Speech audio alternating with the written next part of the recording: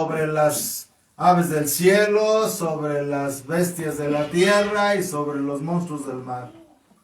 Nos dice el Génesis. Es la traducción errónea. No debe decirse sojuzgar, debe decirse gobernar. ¿Dios es perfecto? Sí. ¿Creó su perfección perfecta? Sí. Pero no acabada. Esto es muy delicado. Dios creó su creación perfecta, pero no acabada. Todo absolutamente es perfecto, pero no es acabado. ¿Por qué? Porque al crear al hombre a imagen y semejanza suya, quiso hacerlo partícipe de su poder creador. El ser humano es un co-creador con Dios.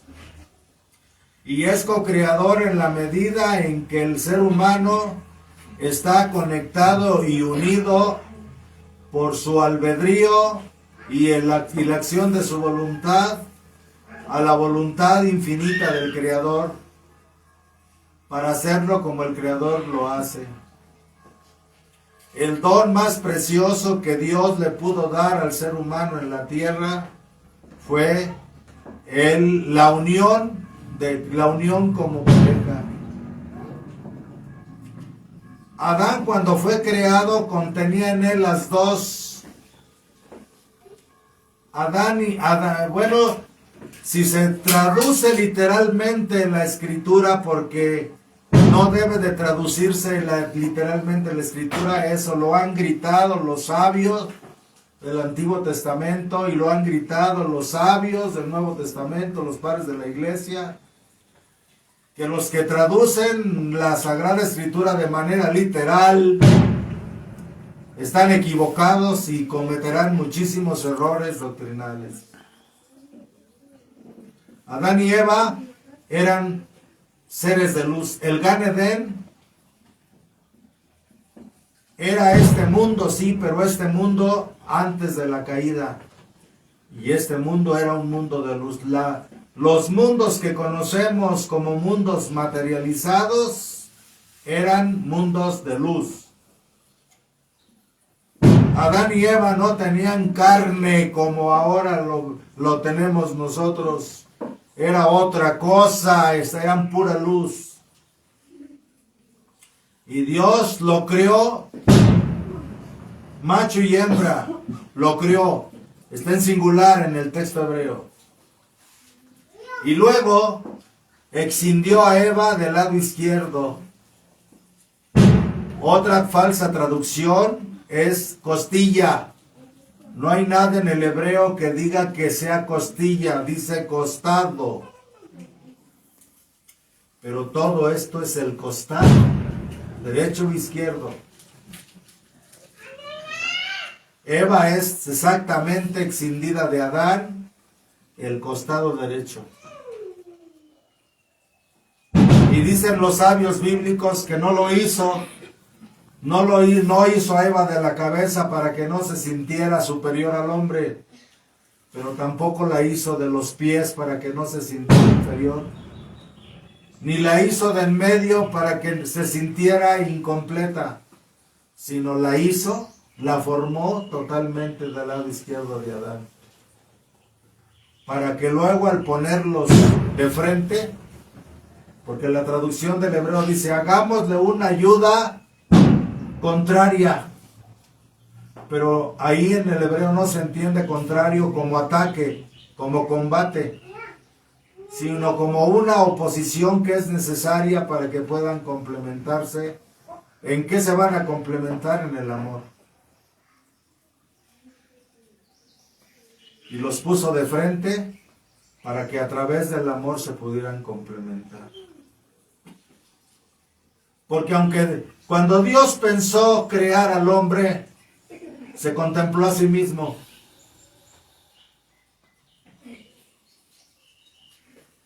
Nosotros no somos imagen de su esencia. Sería una herejía decir que somos imagen de su esencia. Nunca, jamás.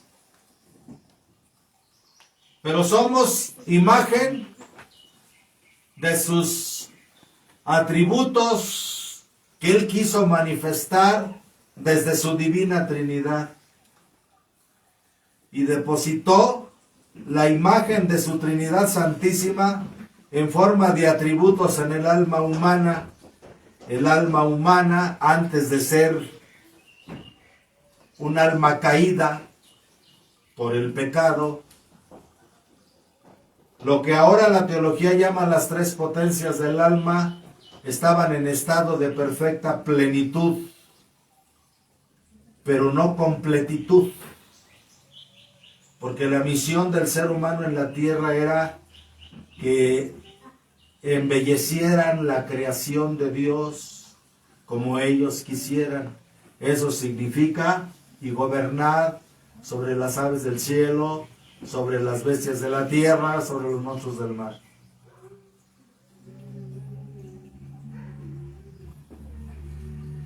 Embellecer la tierra.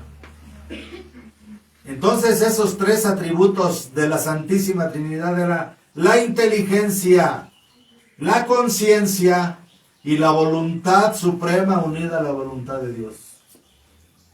Antes de la caída, Adán era inteligente, era consciente y tenía una voluntad unida a la voluntad de Dios. Un acto inteligente se conoce porque tiene 4 características: memoria, entendimiento y voluntad. Eso tienen los actos inteligentes. Los 3 aspectos del alma de Adán, que en esto que les estoy hablando, memoria, entendimiento y voluntad, son estados ya caídos de Adán. Pero un acto inteligente en el hombre es cuando sus actos tienen que son justos, suficientes, oportunos y necesarios. Un acto inteligente se conoce porque es justo, suficiente, oportuno y necesario. Esas son las características de un acto inteligente. Adán contenía esto cuando era inteligente, consciente y con la voluntad de Dios. Después de la caída, la inteligencia de Adán y Eva se convirtieron en memoria, porque fueron perdiendo el recuerdo del estado del Gan Edén con el pecado original.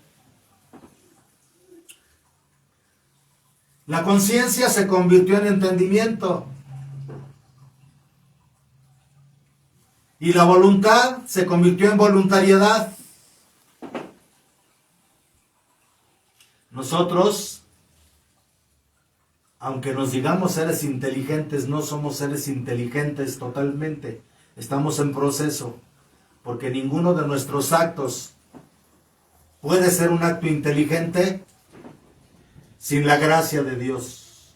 Y eso fue lo que se perdió con el pecado original. Se convirtió en memoria.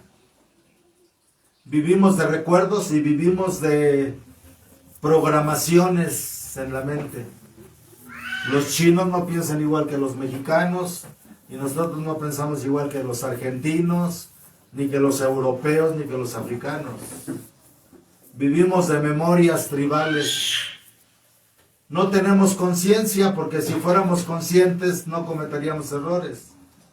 El alcohólico entiende que el alcohol le hace daño. Solo hasta que alcance la conciencia dejaré el alcohol. Un alcohólico, mientras puede entender todo lo que ustedes quieran que el vino le hace daño, pero mientras ese entendimiento no se vuelva conciencia, no dejará el alcohol. Y lo pongo solo como modelo de todo lo que el hombre hace y actúa. Y nuestra voluntariedad, somos muy voluntariosos. Nosotros no tenemos voluntad. Decimos, yo tengo voluntad, yo soy libre. Pobre, tonto, eres libre. Y te dan ganas de fumar y un mendigo cigarro te arrastra. Ya te gobernó el cigarro, ya te gobernó la gula, ya te gobernó el dinero, ya te gobernó el poder, ya te gobernó la lujuria. No confundamos lujuria con placer carnal, ¿eh? La lujuria es vivir con lujo. El placer carnal es una sexualidad pervertida, que a veces le ponen lujuria, pero no. Bien, yendo a las palabras textuales, la palabra lujuria se refiere a lujos. El desorden sexual es eso, así con toda la claridad.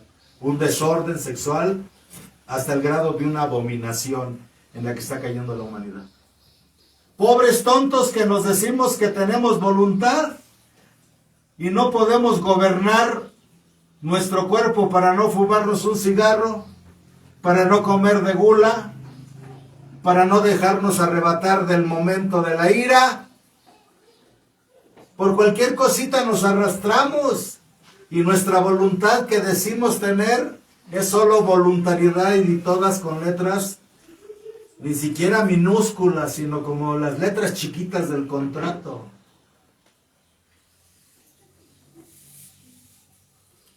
Con el pecado original viene la desconexión de la fuente. Y la bendición de Dios estaba dada en la unión, porque el que bendijo primero a la primera pareja fue el eterno Padre, dijo Dios, y los bendijo, dice la Escritura, y les dijo: creced y multiplicaos, y llenad la tierra, y gobernad sobre ella. La creación quedó incompleta, pero no es imperfecta. Nosotros teníamos que perfeccionarla, que completarla.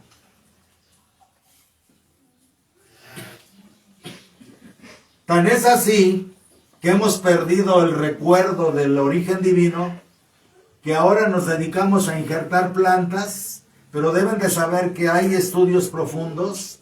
Esto es algo que ustedes no saben, se los voy a decir, pero han logrado injertar animales con seres humanos. Alguien que se atreva a meterse al internet profunda va a saber que hay laboratorios de los gobiernos a nivel internacional que han cruzado el ADN de animales con seres humanos. Estamos echando a perder la naturaleza porque ni siquiera tenemos las claves del ADN de cada criatura, porque ya se nos olvidó. Y estamos destruyendo este lugar, este planeta. Y nos estamos destruyendo nosotros. Adán y Eva, así como los ángeles en el cielo, solo contemplan la gloria de Dios, pero no su esencia. El ser humano ni siquiera contemplaba la plena gloria de Dios antes de la caída.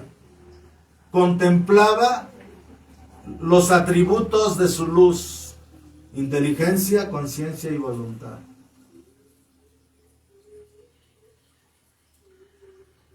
Pero puso Dios en nosotros su huella de tal manera que cuando excindió a Eva de Adán, fue para que al contemplarse,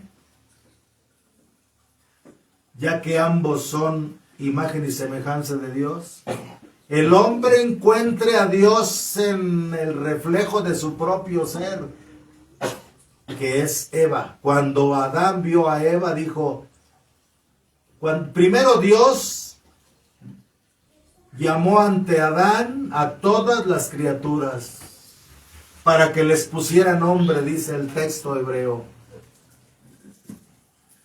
Y Adán buscaba entre todos estos seres alguien que fuera su compañía, porque todos los seres llegaban en pares. Y al final, cuando terminó de poner nombres a las especies de las plantas y de todo, pero la Biblia dice que los animales, no encontró una ayuda semejante. Fue cuando Dios exciende a Eva. Y cuando Adán ve a Eva, dice: esta sí es carne de mi carne y huesos de mis huesos. ¿Qué fue lo que pasó en el Gan Edén, en el paraíso? Adán se contempló y se reconoció a sí mismo en Eva. Esta soy yo. Esta soy yo. Y Eva entendió que su completitud estaba en retornar a su parte de la cual había sido sacada, que era Adán. No hay bendición más grande que la del matrimonio. Pero el que creó el matrimonio fue el Eterno Padre. De tal manera, fíjense bien, antes de la caída, Dios sabía que estaban tiernitos, acabados de crear. Ellos, Adán y Eva, éramos todos nosotros en Adán y Eva, a imagen y semejanza eterna,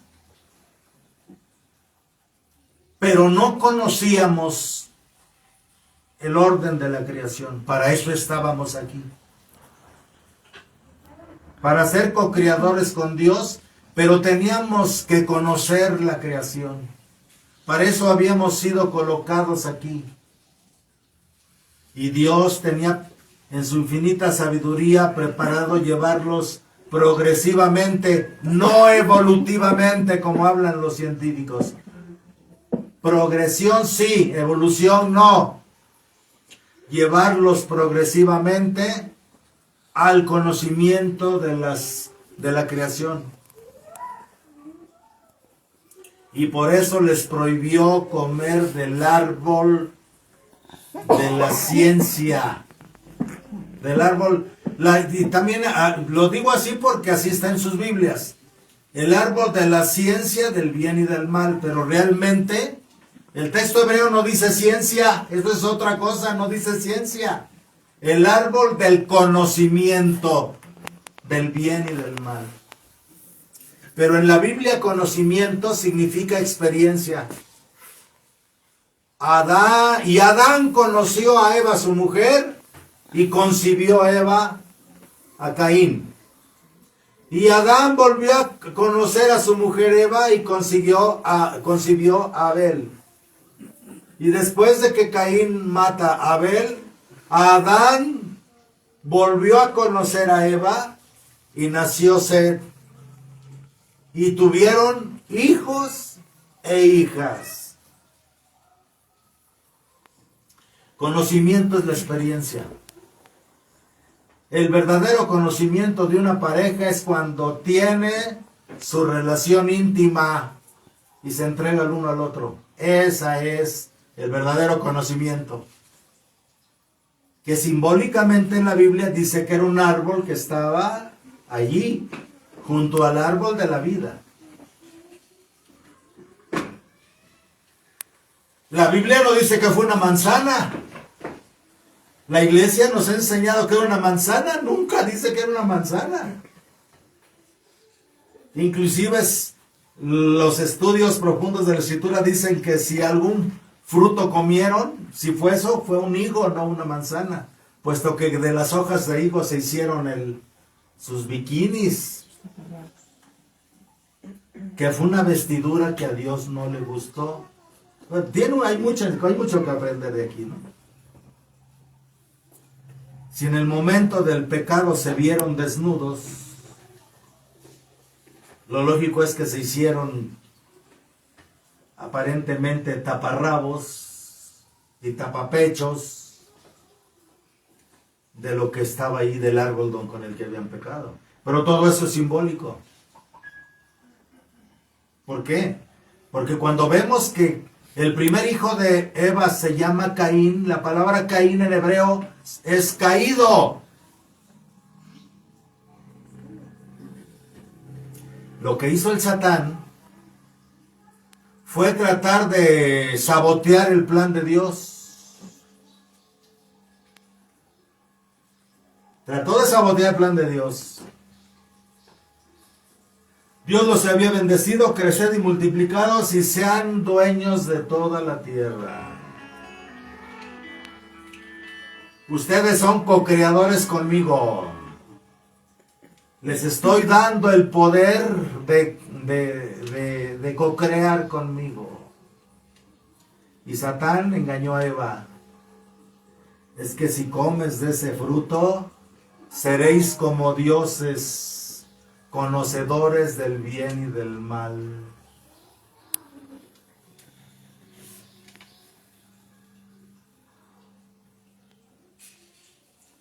Lo que quería Dios que cuando tuvieran la madurez, los antiguos sabios hebreos enseñaban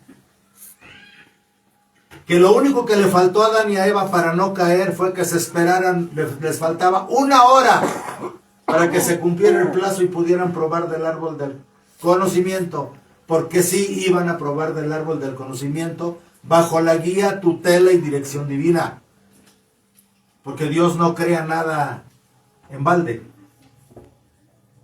O sea, Adán y Eva tenían que unificarse como los dos para poder procrear. Sus cuerpos no eran cuerpos de carne como este, eran cuerpos de otra naturaleza, luminosa.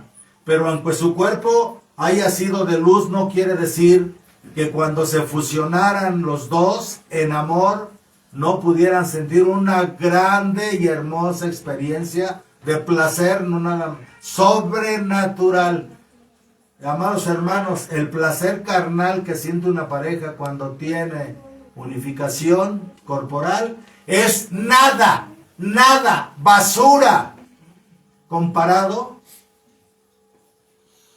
con el placer y la gloria que Dios tenía previsto para Adán y a Eva cuando se hubieran unificado sin caer.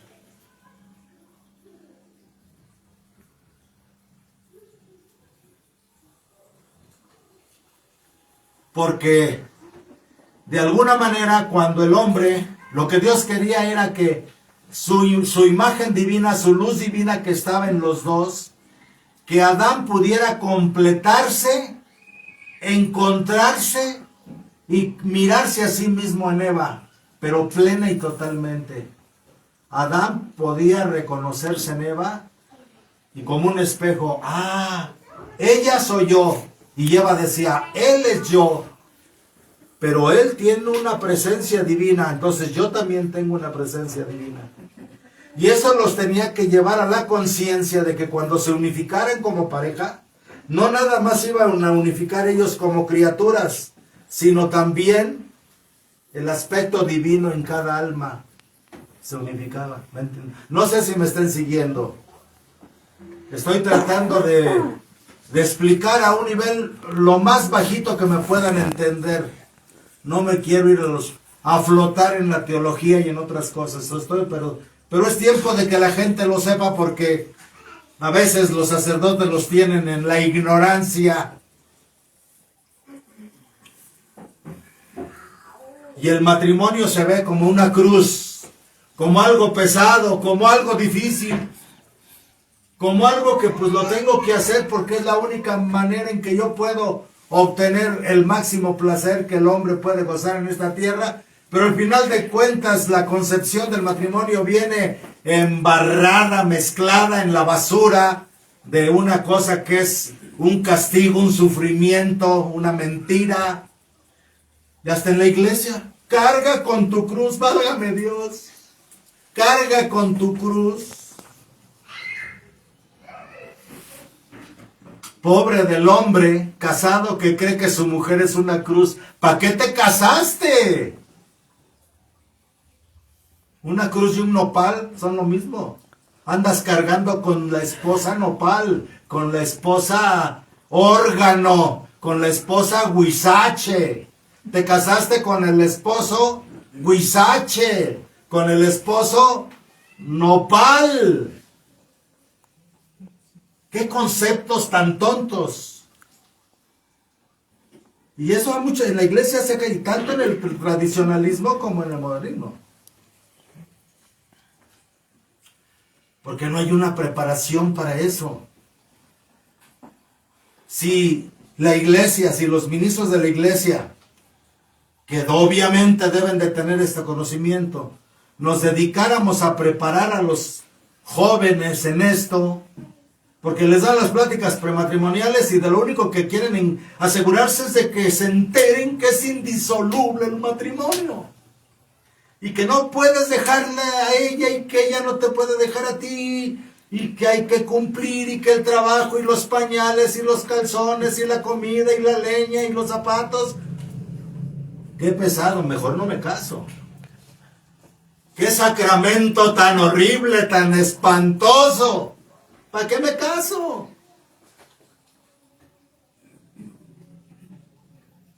¿Para qué?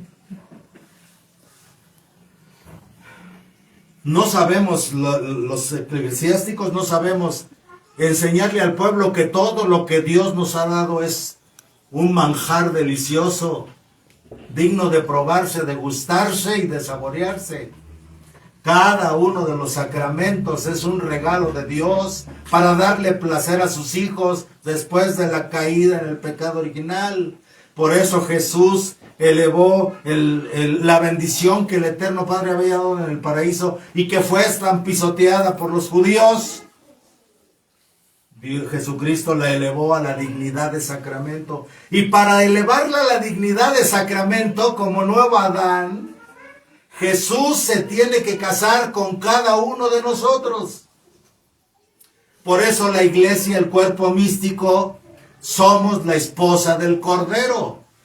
Y tenemos que tener una común unión entre el Verbo Divino encarnado, Jesucristo, y nosotros. Y a través del sacramento de la comunión. Eucaristía significa acción de gracias. A través de la recepción del cuerpo santísimo de Jesucristo, su cuerpo, su sangre, su alma, su divinidad en el Santísimo Sacramento, nosotros, así como Adán y Eva se unieron para ser uno, así también como los matrimonios se unan para ser uno, nosotros como esposa del Cordero tenemos que tener una experiencia de gozo y de gran placer de unirnos a Cristo. Si tú comulgas, si tú, alma, hombre, mujer, niño, soltero, casado, viudo, dejado, si tú cuando comulgas no sientes el placer espiritual que brinda la Eucaristía como una mujer cuando se une con su esposo, no estás viviendo la vida de la iglesia. No te estás uniendo a tu divino esposo. Porque para que Jesús pudiera elevar el matrimonio al honor de sacramento, tuvo que casarse con todos y cada uno de nosotros. Y no se nos enseña cómo lograr ese orgasmo de santidad, orgasmo de entrega a Dios, orgasmo de amor a Dios, orgasmo de luz divina que tiene que tener el alma cuando recibe el Santísimo Sacramento. Empezando por nosotros los sacerdotes. Si Adán y Eva se hubiesen esperado una hora a que Dios les hubiera preparado y les hubiera dicho, ahora sí ya pueden probar del árbol del conocimiento, cuando los dos, Adán y Eva, se hubieran unificado, esa unión hubiera sido tan grande, tan perfecta, tan preciosa, que qué ganas le iban a dar a Adán de separarse de Eva. Y que qué ganas le iban a dar a Eva de separarse de Adán, válgame Dios. Si la unión iba a ser perfecta de todo a todo, no necesitarían más. El Satán hizo una obra malévola, diabólica, como lo que él es. Trastornó el plan divino. Y engañó a Eva haciéndole creer que podía ser Dios, cuando ya en cierta forma estaban participando del poder creativo de Dios. ¿Qué más poder creativo de Dios puede tener un matrimonio que traer un nuevo ser a la existencia, un nuevo universo, una nueva criatura? No hay mayor don para el ser humano que ser co-creador con Dios. Y lo que quería Dios era que los descendientes de Adán, Javá, nuestros primeros padres, Adán y Eva en hebreo, nos dieran a luz perfectos, aunque no acabados, para que nosotros llegáramos al acabamiento por voluntad divina, sometiendo nuestra voluntad a la voluntad de Dios.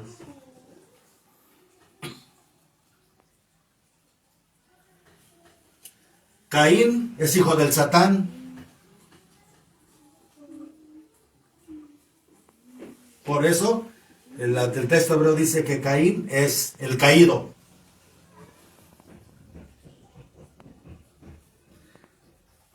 Creen que Abel, a veces leen la Biblia y creen como que Caín ya cayó, ya Caín nació del pecado, ya cometió el pecado de Adán y Eva, ya nació Caín, ya al año siguiente nace Abel. Así como si fuera tan fácil, ¿no, señores?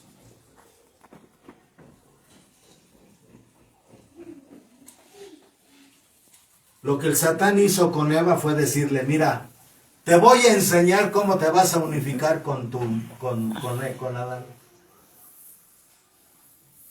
Dios no quiere que entiendas esto porque tendrás una gran experiencia. Los engañó terriblemente. Miren, es imposible creer que fue comerse una manzana. Hay cosas más trascendentales. Pensar que solo la prohibición de una manzana era la prueba para Adán y Eva, de comerse un fruto de un árbol, eso es simbólico.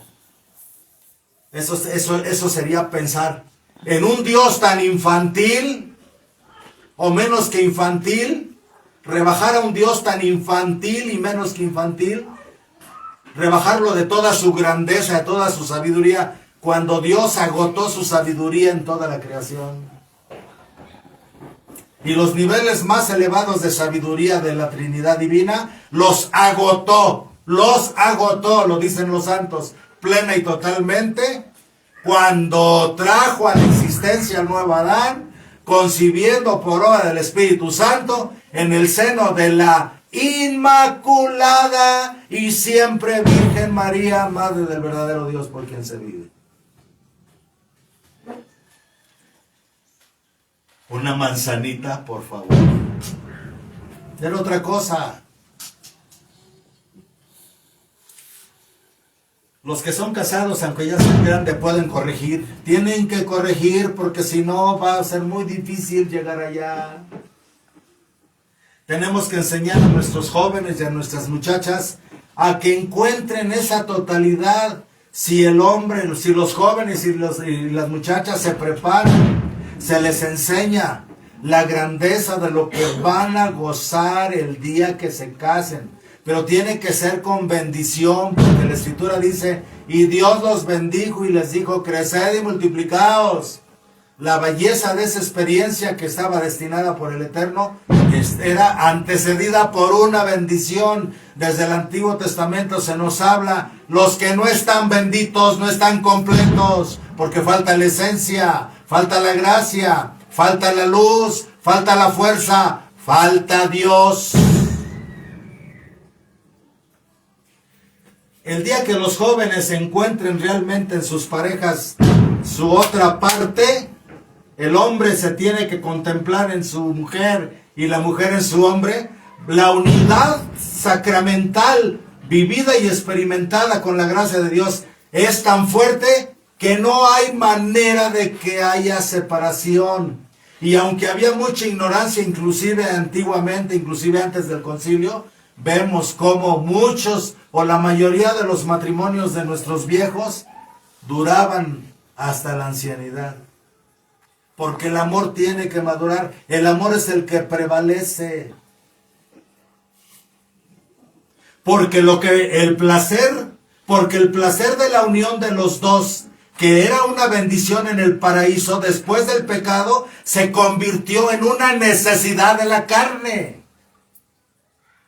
Desear el acto sexual es como querer un plato de frijoles con una cebollita, chilito verde, ya se me está antojando, ¿eh? Es puro deseo de la carne. Y no consideramos que la atadura verdadera es el amor. Y como muchos de nuestros viejos los vemos que terminan sus vidas unidas a sus maridos, todavía de que los hay, los hay. Yo he conocido muchas parejas así. Y el hombre ya no se vuelve a casar y la viuda no se vuelve a casar, ya no tiene necesidad porque maduró el amor. Llega un momento en que el cuerpo ya no tiene esa necesidad, pero el amor ha crecido y entonces el hombre se convierte en el amigo, en el compañero, en el confidente de la esposa, en el enfermero, en el que le lava la ropa, en el que le arrima un vaso de agua cuando está enfermo, o lo levanta de la cama cuando está enfermo, y al revés el hombre. Pero el amor ya está creciendo, ya dejó de ser ese amor que echa chispas cuando prendemos la leña, y se ha vuelto una brasa que arde mansamente. Ya no da tanta luz, pero da muchísimo calor. Un calor que da sobrevivencia. Ese es el matrimonio. Esas son las bodas de Caná. Tenemos que mostrarle al mundo, como iglesia tenemos que mostrarle al mundo la belleza del matrimonio. Que los muchachos decían casarse, sí, pero de la forma correcta. Y que decían ser bendecidos. No por un vestido bonito y no por una misa con hartas flores en el templo. Y no porque el padrecito les ponga ahí las cosas y que los anillos. No, que tenga una razón superior, espiritual, de gracia, de santidad, para transformarse. Me quiero casar porque quiero conocer a Dios. El matrimonio es el sacramento para la mayoría, para que puedan conocer a Dios.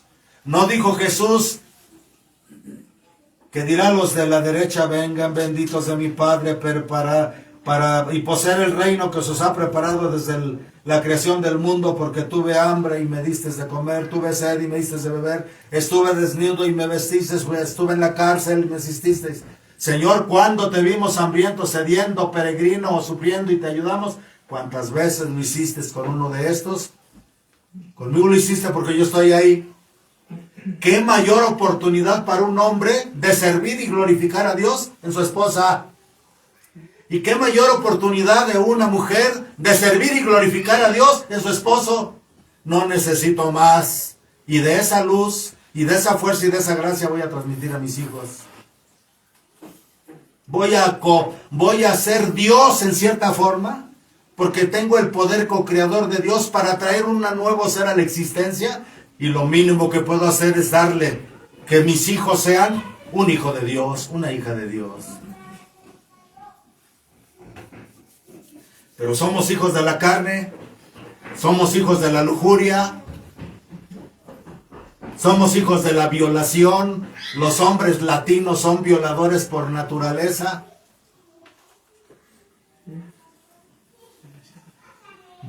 Forzan a sus mujeres a tener sexo cuando no. A veces ellas no están dispuestas. Y si no les cumplen, tú serás la culpable si yo me voy con otra. Suéltale el bozal al perro y verás lo que va a hacer. Así es la vida. Y luego somos hijos de la lujuria. Yo se lo dije un día a mi madre. ¿Cómo me concebiste? ¿Con qué sello me marcaste? Porque qué trabajo me ha costado guardar el celibato como obispo y como sacerdote. ¿Cuántos son concebidos con alcohol, con droga, con ira, con venganza? O simplemente porque no hubo fútbol, ¿verdad? El hombre, a nivel mundial, pero en especial el latino, es violador 100%. No se está encontrando con Dios en su mujer, y la mujer se está encontrando con Dios en su varón. Este es hablar con claridad sobre el misterio del sacramento.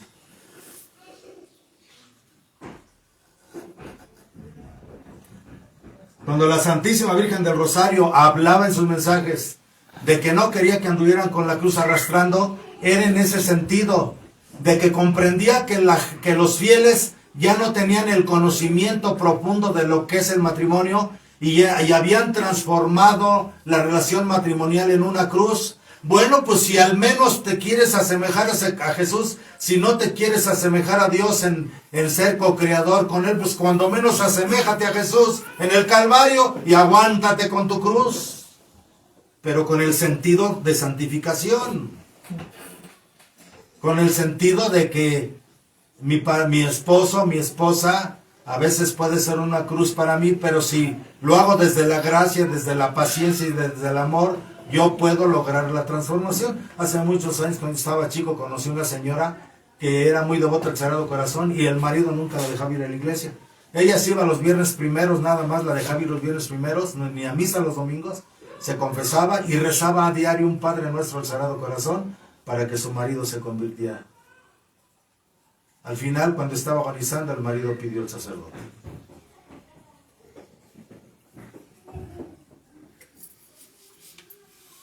En aquel tiempo, fíjense bien, ahora viene la profundidad del Evangelio. ¿Sí le entendieron?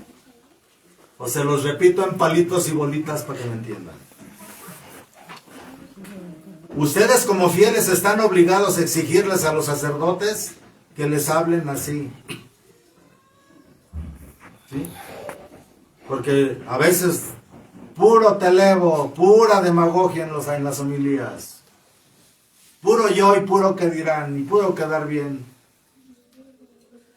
Si de veras el matrimonio fuera educado así, les fuera enseñado esto, ningún sacerdote tendría que estar diciendo en las homilías que el matrimonio es indisoluble, porque cada pareja, bendita por Dios, al tener su primera relación matrimonial, llegarían a la experiencia de que eso es indisoluble. Si yo ya me completé con mi mujer, ¿para qué quiero otras? Si con esta tengo, me siento completo. Entro en el camino, conozco a Dios en mi mujer, para que ni siquiera es una comprensión que tendría que llegar como consecuencia. A eso debería de ser la experiencia más grande que pudiera tener una pareja de muchachos después de bendecirse y en su primera vez que estuvieran reunidos como pareja para conocerse conforme al orden y la sabiduría de Dios. En aquel tiempo celebráronse unas bodas en Caná de Galilea y estaba la madre de Jesús allí. En la nueva dispensación del Nuevo Testamento de la Iglesia, ¿quieres una boda? Tienes que tener a la madre de Jesús allí. Si no, todo te va a fallar. Aquí lo dice. Fue convidado también Jesús con sus discípulos a las bodas. Y llegando a faltar vino, el vino del amor, el vino se acaba. El vino de la... No deberían de perder los hombres. Cuando son novios, uy, qué educados, le abren la puerta del coche a la novia, le sacan la silla de la mesa y ¿sí? ¿Verdad? Decía mi abuela, de novios, besos y apretones. Y de casados, golpes y moretones.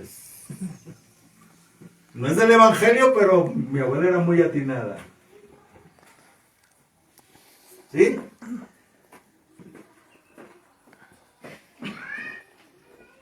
El vino del amor, el vino en todos los sentidos, sobre todo el vino de un trato marital con responsabilidad, con gracia y con luz divina. Porque lo que provoca los divorcios es cuando a nivel marital las cosas ya no están funcionando, porque al hombre ya se le antojó la otra. Y a la mujer ya se le antojó el otro.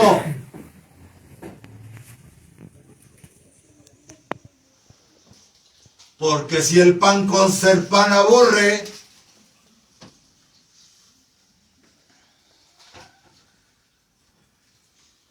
creo que al buen entendedor 3 o 4 palabras bastan.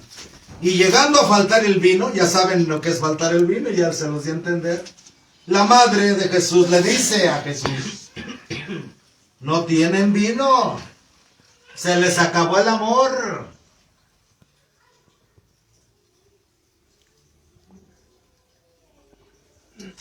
Y aquí está la grandeza de la Santísima Virgen. Fíjense ustedes.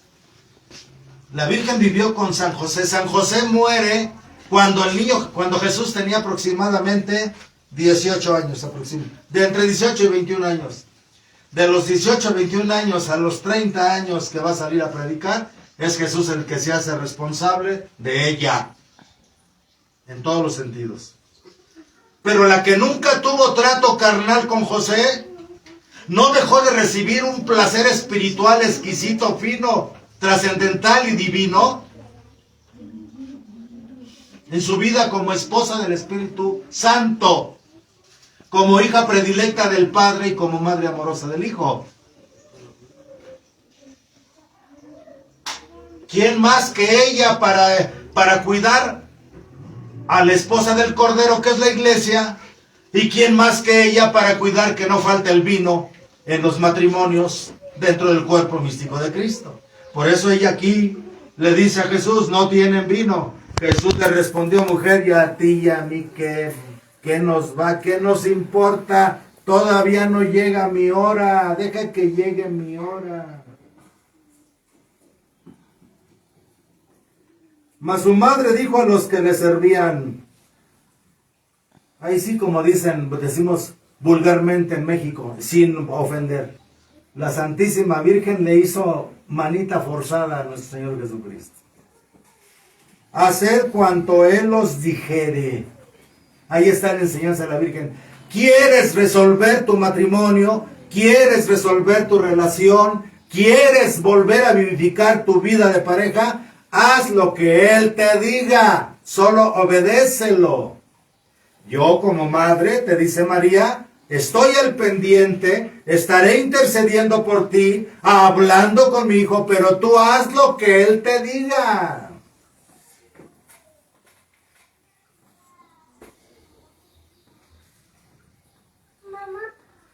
Había allí 6 cántaros de piedra destinados a las purificaciones judaicas, como si fueran piletas labradas en piedras, que les cabrían aproximadamente, ya se imaginarán qué borrachera de vino preparó el Señor Jesús. Eran 6 metretas de 40 litros cada uno. ¿Cuántos litros son? 6 de 40 litros cada metreta. Ya se imaginarán qué borrachera preparó nuestro Señor Jesucristo. Estamos hablando a nivel espiritual, porque Dios siempre da más de lo que el hombre necesita y pide. Allí había 6 cántaros de piedra destinados a las purificaciones judaicas, en cada uno de los cuales cabían 2 o 3 metretas. Aquí dice, sí, 40 litros. Y les dijo Jesús, llenad de agua los cántaros, llenad de agua las metretas, ¿no? ¿Qué es una metreta? ¿Qué representa la metreta? O un cántaro representa el corazón frío del hombre, el corazón duro del hombre. ¿Qué necesitas para que Dios te transforme tu vida en un vino que te emborrache a lo celestial? Que pongas el agua en tu corazón. ¿Cuál es el agua? Tu voluntad. Pon una gota de agua de tu buena voluntad y Dios te transformará en cántaros de vino, de gracia, de transformación, de cambio y de superación espiritual. Te volverá todo lo que tú pongas como buena voluntad, como agua en la dureza de tu ser. Dios te lo transformará en vino. ¿Y qué crees? Entre más pruebes de ese vino, no te vas a sentir mareado, no te vas a sentir con el efecto de la borrachera, ni con la cruda. Sin la gracia de Dios, los matrimonios solamente están condenados a la borrachera del placer momentáneo, a la borrachera de las conveniencias momentáneas de la pareja, a la borrachera de las situaciones que se vuelven insufribles, en el trabajo, en las suegras, que a veces son medio súper metiches, ¿no? Y alguno que otro suegro. Por eso Dios consideró eso y dijo en el paraíso, Por eso el hombre se separará de su padre y de su madre, y no se llevará de ahí a la esposa con la suegra, ni con el suegro, sino que le pondrá su casa por allá, y los dos serán una sola carne y un solo espíritu. Yo le puse ahí algunas palabritas explicativas. Entonces, llenar de agua los cántaros es, queremos, y eso, casados o no, queremos que Dios haga de nosotros una fiesta de bodas espirituales. Pongamos en nuestro corazón el agua, una gota de agua de buena voluntad, y Dios nos los transformará en vino, y no nos arrepentiremos. Llenad de agua los cántaros. Los llenaron hasta el borde, y les dijo Jesús, llenar hasta el borde significa, solo asegúrate, oh hombre, oh mujer, solo asegúrate de que cuando vas a poner en tu vida, que le estás pidiendo a Dios que cambie tu vida, que le estás pidiendo a Dios que te quite las situaciones adversas de tu vida, lo único que sí tienes que estar advertido es que cuando llenes tu metreta de buena voluntad, tiene que ser hasta el borde. No puedes poner tu buena voluntad nomás hasta los pies o hasta el ombligo, ni siquiera hasta el corazón. Tiene que ser hasta el borde, hasta arriba. Todo tú te tienes que llenar del agua de buena voluntad, de la que tú puedas disponer en este momento, y Él te lo transformará en vino. Y los llenaron hasta el borde, y les dijo Jesús, sacad ahora y llevad a nuestra sala. Y así lo hicieron. Y luego que gustó el maestrazal el agua hecha vino, como no sabía de dónde era, aunque los sirvientes lo sabían porque habían sacado el agua, llamó al esposo y le dijo, todos suelen servir al principio el buen vino, y cuando ya han bebido bien los convidados, entonces sacan el más flojo.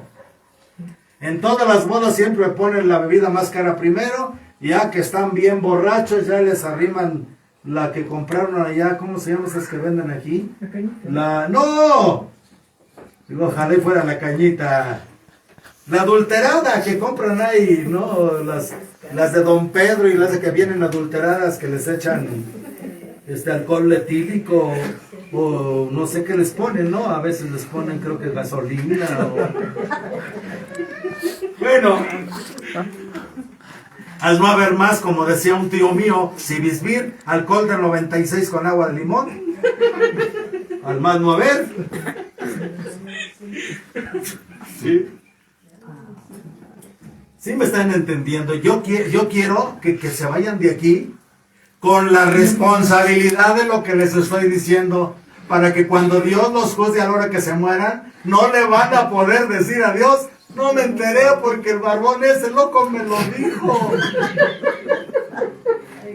Quiero que cuando lleguen a la presencia de Dios, se acuerden que se los dijo y que Dios les dio la oportunidad de que hubiera una misa tridentina y que se llevaran una rebanadota del pastel del Santo Evangelio. Una rebanadota del pastel de la doctrina de la iglesia.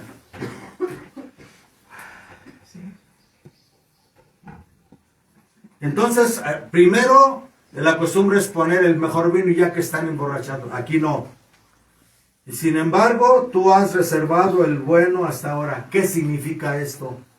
Cuando nosotros, desde un principio de una acción, en el matrimonio, en la profesión y la vocación de la vida, en nuestras relaciones, en el inicio de una empresa, en todo, ponemos nuestra buena voluntad, el agua de nuestra buena voluntad, e invocamos la gracia de Dios, entonces lo que va a hacer Dios es que nos va a ir transformando poco a poco. A lo mejor al principio el vino que Dios nos transforma va a ser un vino que no va a ser tan fino, pero vamos a empezar a agarrar la práctica para volvernos vino de la mejor calidad, ¿me entienden?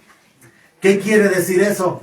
Que empezando el camino espiritual, el agua de la buena voluntad y del cumplimiento de los mandamientos de la ley de Dios y de la recepción de los sacramentos y del arrepentimiento y de la conversión y del cambio de vida, Dios nos va a ir levantando poco a poco, y a lo mejor primero vamos a hacer un vino suavecito, luego poco a poco más fuerte, y cuando lleguemos a una edad avanzada, Ya vamos a hacer el vino de la santidad, con un chorro de méritos por cargar con la cruz de Cristo, pero no como algo doloroso, sino como el honor de llevar como Jesús a nuestros hermanos, nuestros propios errores, en un proceso de transformación. Y como ustedes pueden ver, no me quiero meter más en el Evangelio porque realmente si nos metemos al Santo Evangelio hay que meterse al agua hirviendo. No tengan miedo cocerse. No tengan miedo ser transformados en un guiso para los manjares celestiales. Al Evangelio nos metemos a lo profundo o nos vamos a andar, como decía un superior que nos enseñó cuando éramos jóvenes. Andamos como los tepocates nomás por las orillitas, como los ajolotes esos que se convierten en ranas nomás por las orillitas. Con el Evangelio no podemos andar por las orillitas. El Evangelio no tiene orillas, todo es profundidad, todo es infinitud, todo es inmensidad. El Evangelio no tiene orillas porque es infinito y es eterno. El que le quiera buscar orillas al Evangelio está condenado a no encontrar a Dios. Y ya para terminar, nomás para sellar con broche de oro, la lectura de la carta de San Pablo a los Romanos, capítulo 12, versículos del 6 al 16. Hermanos, tenemos dones diferentes según la gracia que se nos ha dado, para que unos pongamos nuestros dones al servicio de los otros. A unos la profecía, según la medida de la fe. A otros el ministerio para servir. A otros la enseñanza para enseñar. A quien el de exhortación para exhortar. Quien el de dar con sencillez. El que preside, hágalo con solicitud. El que hace obras de misericordia, hágalas con alegría. Vuestra caridad sea sincera. Aborreced lo malo. Aplicaos a lo bueno. Amaos mutuamente con fraternal amor, anticipándoos en honraros unos a otros. Sed diligentes sin flojedad, fervorosos de espíritu, pues servís al Señor. Gozaos con la esperanza. En la tribulación sed sufridos. En la oración perseverantes. Socorred las necesidades de los fieles. Ejerced la hospitalidad. Bendecid a los que os persiguen. Bendecid y no maldigáis. Alegraos con los que se alegran. Llorad con los que lloran. Vivid en armonía. No andéis ansiando grandeza, sino acomodándoos a lo que sea más humilde. Todo esto que les acabo de leer son los racimos de uva con los que nosotros nos tenemos que transformar en estos racimos de uva. Adquirir todas estas cualidades para ser excelentes racimos de uvas, para que cuando seamos pisados por el poder de Dios y con su gracia nos transformemos en el mejor de los vinos de santidad aquí y en la presencia de Dios en la eternidad. Así sea.